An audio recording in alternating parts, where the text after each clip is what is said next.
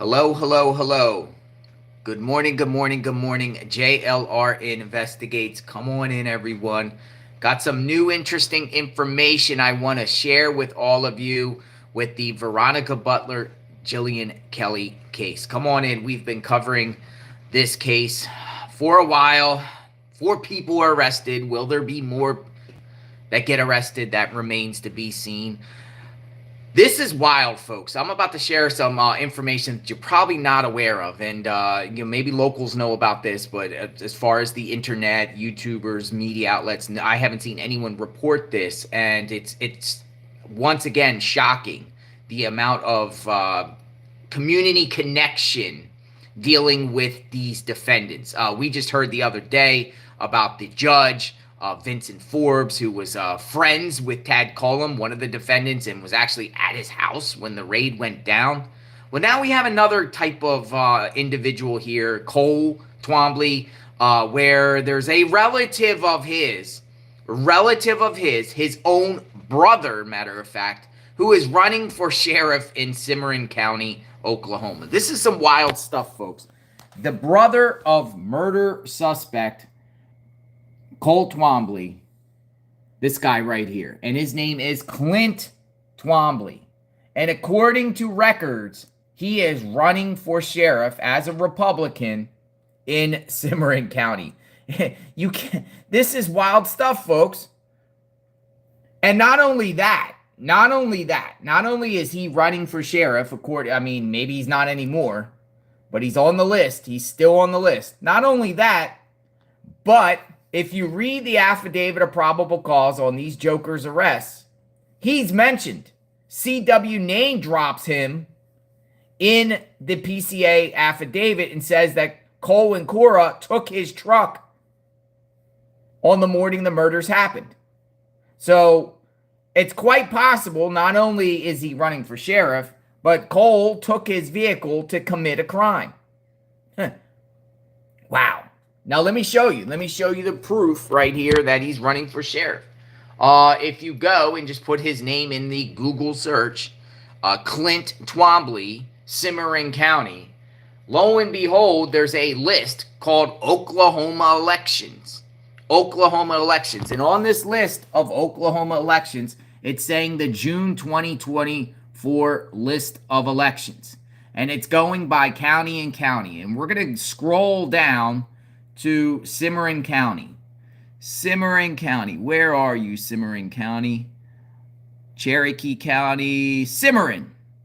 Here we go. And if you scroll down for 2024, June 2024 or 2024 elections, you have corporate commissioners, you have United States representatives, you have senators, you have county sheriffs. Look at this, folks. County sheriff, Clint Twombly. He's running as a Republican. There's the brother, murder suspect, Cole Twombly's brother is running for sheriff in Cimarron County, according to elections. According to OklahomaElections.us. That is wild to me because it shows how these people here are connected to people that are in power and have influence. Now, I don't know. I don't see any campaigning for Mr. Clinton. I don't see any sites where him saying he's running for sheriff. Maybe they have it where it's in the bag, where he doesn't even need to campaign because he's most likely going to get it. But this guy here, according to records, is running for sheriff. Clint Twombly. And this is the brother of Cole Twombly. The brother. That's his brother. His brother's running for sheriff. Imagine that, folks. You know, we were covering the Summer Wells case, and during the Summer Wells case, Ronnie Lawson, the sheriff there that's investigating Summer Wells, his own son gets arrested for egregious acts on children. I was like, how is a son of a sheriff going to be able to do that? Well, we're in the same situation here, folks, if he gets sheriff. If this guy gets sheriff, if this guy gets a sheriff, his own brother is a murder suspect and will most likely get convicted on the most egregious crime ever in Oklahoma Panhandle history.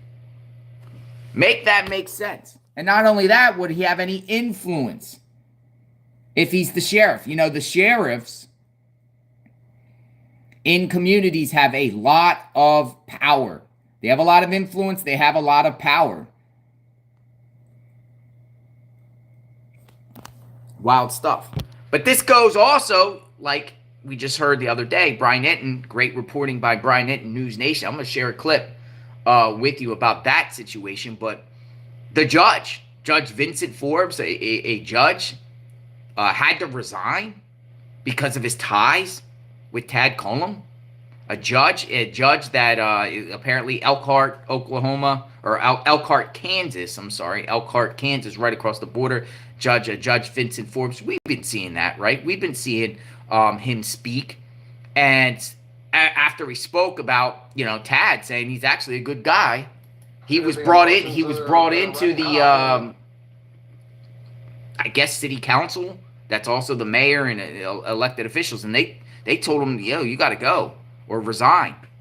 And I think he said he quit because of his ties. Well, now we got two suspects in this case, and we got people connected with power. Now, I'm not saying that Clinton's going to be the sheriff. I'm saying that he's running for sheriff, and knowing this county and people know everybody, and it seems like the Twombleys have money. It's quite possible this guy will become the sheriff. What's your thoughts on that? Let me know what your thoughts. But here, just in case you want to do your own sleuthing, this is Clint Twombly.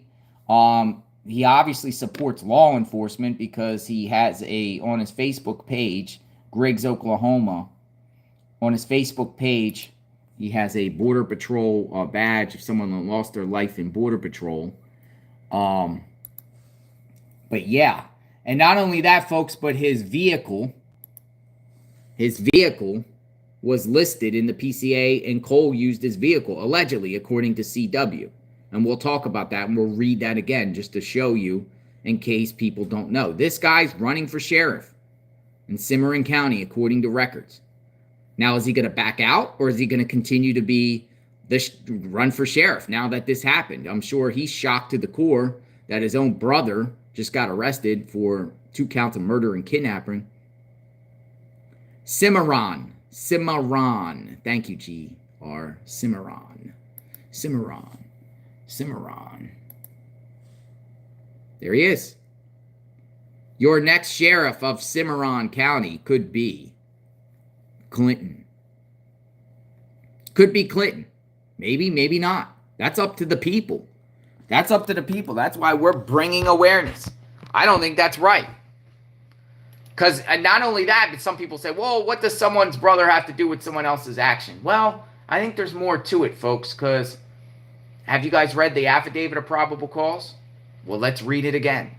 Because Mr. Cole and Cora, according to CW in this affidavit, it says, CW was told on March 29, 2024 that Cora and Cole would not be home in the morning when she woke and were going on a mission.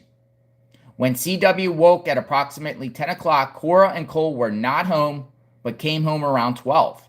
CW knew that Cole and Cora took a blue and gray Chevy pickup owned by them and a blue flatbed pickup truck owned by Clint Twombly.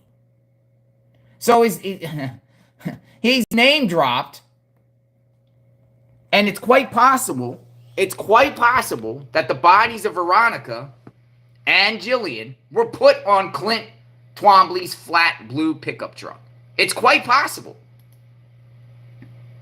And now this guy wants to run for sheriff, or he probably was doing it prior. But that just shows how evil we got going on here.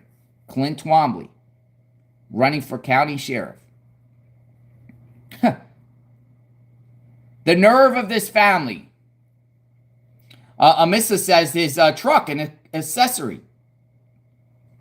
I mean, where's the trucks now? Which truck was used? Well, it looks like there was 2 vehicles that went out there to the scene to intercept Jilian and Veronica. But yeah, man, I saw that and I'm just like, whoa. Because it goes back to that judge with Tad. Everybody knows everybody in this area. Everybody is so interconnected with everyone. So Skull Leader put a comment in the chat, and I'm reading it here. I believe the truck registered to Clint was a farm truck and was able to be used by anybody.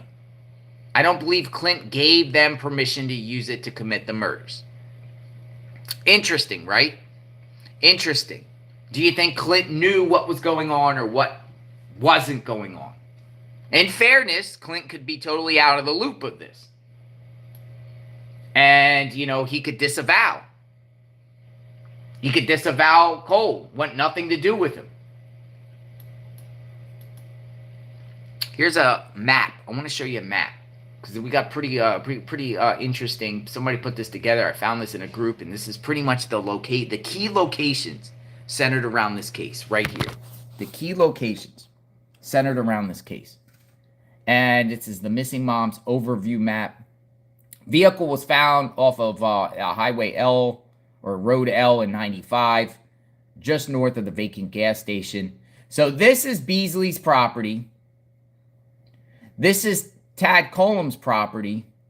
This is Cole and Cora's property. And this is Tifany Adams' property. So you see 8.5 miles away from where the bodies were found is where you know, by this dam on the Beasley property, like under a dam. We're going to talk about that because Brian Enton with News Nation made a report last night, and he was there. He went to the Beasley property last night in the dark. But this gives you an idea. Tad Cullum's house is very close. You know, Cullum had something going on with Beasley. Cullum had something going on with Beasley as far as work being done on his property, and actually asked Beasley to cover for him in case the cops come. Because Tad knew the heat was on. Cora and Cole live down here. Oh, by the way, like I reported before, I don't know if Cora is going to be left out to dry on this particular case because she asked for a public defender while the other ones asked for lawyers. Let me give you another perspective here where the bodies were found. People are providing some insight. So this is the Beasley Farm. Apparently there was a barn here. And right in back of the barn, there was like this, like, I don't know, below a dam. And the people are saying it was like in this general area here. So just in case you guys want to know, I guess there was some sort of water in a dam here. But this is the area. Now I'm going to show you a report by Brian Enton, who was out there last night. Brian Enton has been covering this case, and he was there and in the dark at the property. Check it out. Right here. This is the spot where the bodies of missing Kansas moms Veronica Butler and Jilian Kelley were found. I'm told they were buried 10 feet below the ground, and hay was used to cover the dirt. It's dark out here, so bear with me, but this is the area where the missing women were found. This is the spot. You remember in the police report they mentioned a dam. This right here, this buildup of dirt, this is the dam. There's a pond on the other side, and if you walk with me this way, just about 50 feet or so, maybe a little more from the dam, you can see where the earth is disturbed, where the tractors were out here. This is where investigators came. They dug right in this area, went down about 10 feet, I'm told, and this is where they discovered the missing moms' bodies. If you look in the distance there, you can see there is a pile of hay back there. I am told by sources that hay was moved over the area where the digging happened, that Tad, the suspect Tad, moved that hay over here to cover up the area where he was digging, hoping that the cows, this is there's a cow farm here, that the cows would come over, this is a ranch, and start feeding on the hay and make the area look less suspicious. But still, investigators were led to this spot. And again, this is the area right here where they started digging and they found the bodies. It's dark out. That is crazy, folks, because they were going to try. This is definitely plotting and planning. Throw the hay down, let the cows go over there and graze, and it just looks like regular land. But you know what nailed them? Cell phone pings, burner phones. Without those burner phones, I don't think they would have found the body. Unless one of them talked. I think they probably would have had sufficient evidence to arrest them without knowing the burner phones, possibly. But the burner phones, I think, have played a significant role in this case. Let's talk about Tad Cullum and the judge, just like we just talked about Clint Twombly and Cole. Tad Cullum had this connection with this judge, and a lot of people were saying, oh, because the judge spoke out, he got fired. That's not right. It's not right. But if you think about it, this judge seems like he really was really close to Tad Cullum. So you think it's appropriate for a judge to be like friends and at a property when they apparently had a raid at Cullum's property and the judge was there? That same judge was there. Do you think that judge should keep his job as a judge? Now remember, judges in some states are elected. In the state of Kansas, municipal judges are appointed. So, some people were actually outraged at first that the judge got fired for speaking to Brian Etten, but it seems like there's more to it. There's more to it. And that goes with the beginning of what we just said on this segment. You got a brother that's running for sheriff. It's just the ties. Everyone's tied to everyone. And, it just doesn't sit right with people. Some people might sit right. Maybe this is just the norm, but, let's play this report. Let's play this report right here. News Nation came out. In the county right now and the adjoining state, we don't want to take any chances. These people need to have their day in court and go from there. The suspects include Tifany Adams, the mother of Butler's children, her boyfriend Tad Cullum, and 2 others. They're all reportedly linked to an anti-government religious group known as God's Misfits, a group said to follow its own laws. If that's the case, those laws seem to have admitted the 6th commandment, thou shalt not commit murder. Police say in the past 24 hours, the incriminating evidence has been piling up. Authorities confirmed yesterday that the 2 bodies found over the weekend were indeed those of the 2 missing mothers. They were discovered in a rural area about 8 miles from their abandoned car on land that Cullum leased from the owner. Today, the victims' family members crowded into the courtroom, shouting at the suspects, even at one point lunging at them. News Nation's correspondent Brian Enton was there for it all, joins us live outside the courtroom. And Brian, it sounds like a very tense, wild scene. Yeah, it was tense. It was emotional, Elizabeth. It was really like hearing like I've never been to before. Starting outside, security was so tight. There was a police drone up. There were snipers on the roof. There were metal detectors outside in the parking lot, handheld metal detectors where they checked every single person. You couldn't bring in electronics. I couldn't even wear my hoodie inside. They made me take my hoodie off. Once inside the courtroom, it was a very, very small space.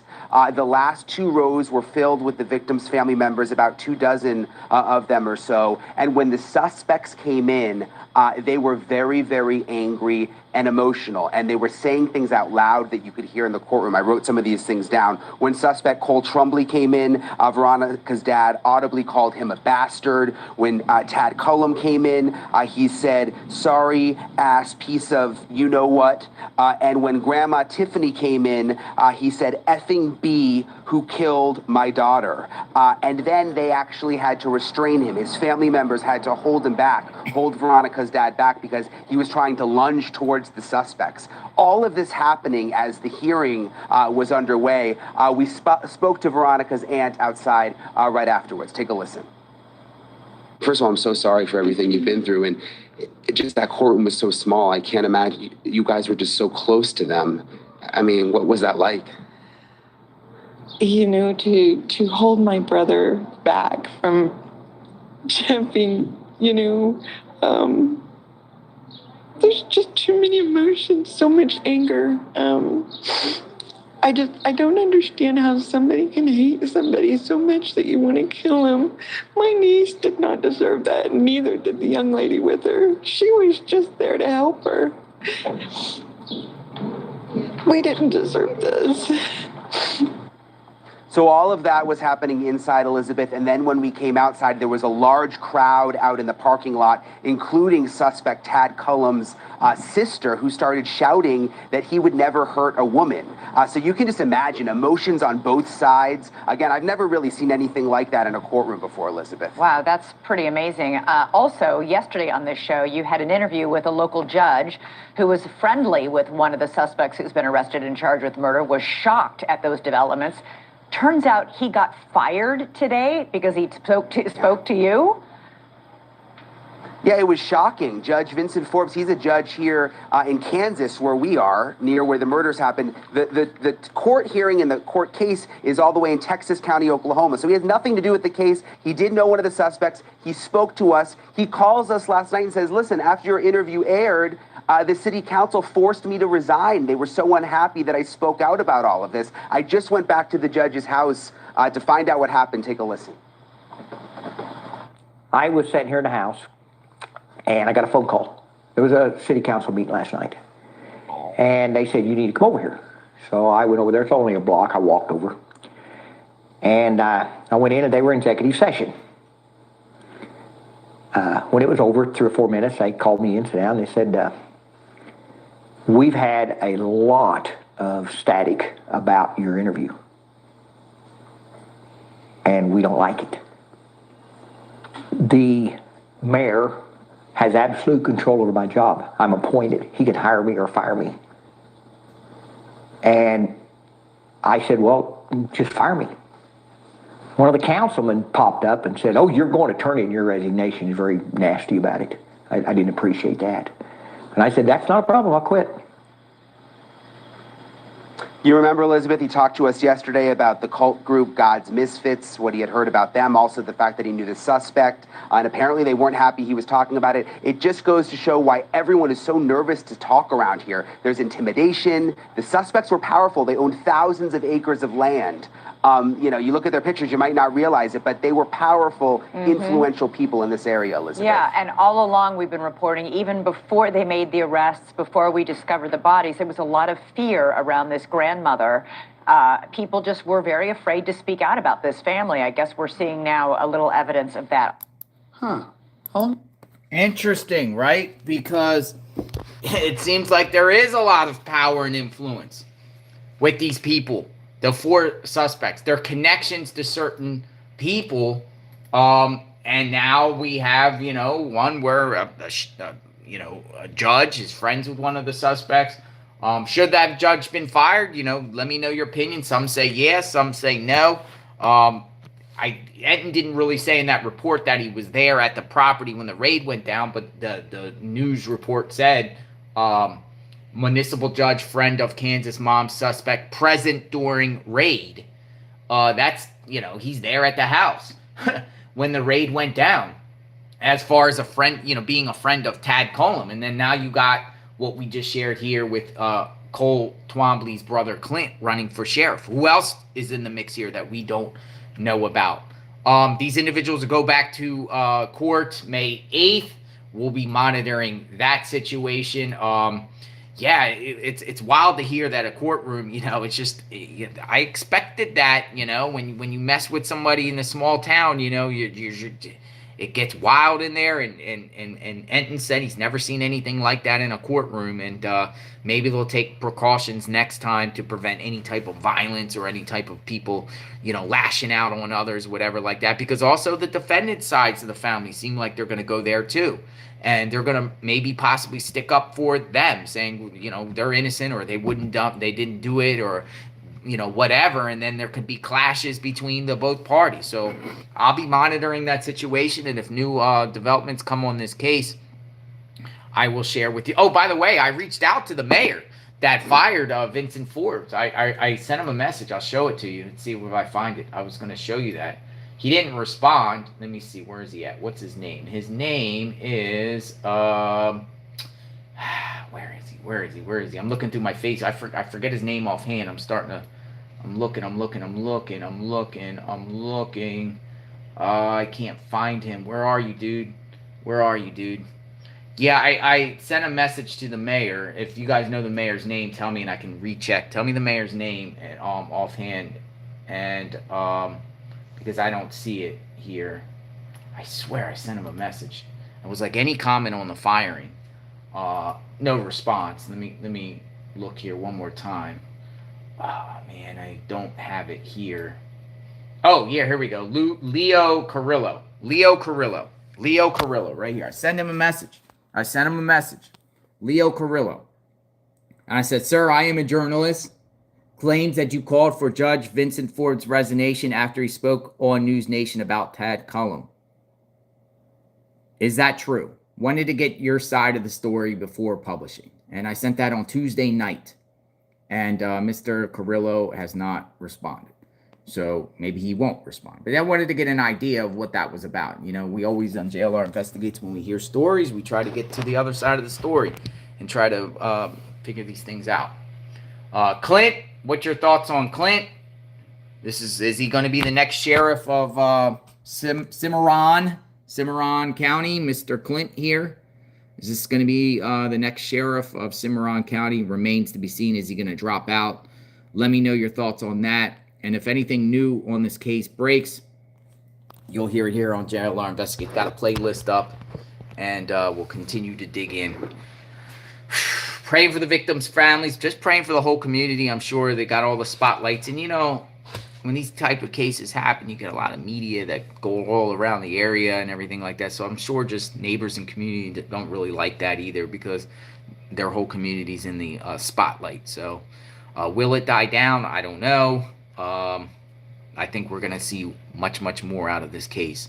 Some shocking things and shocking developments, considering that, you know, 4 defendants are UCC sovereigns. We'll see what happens with that aspect.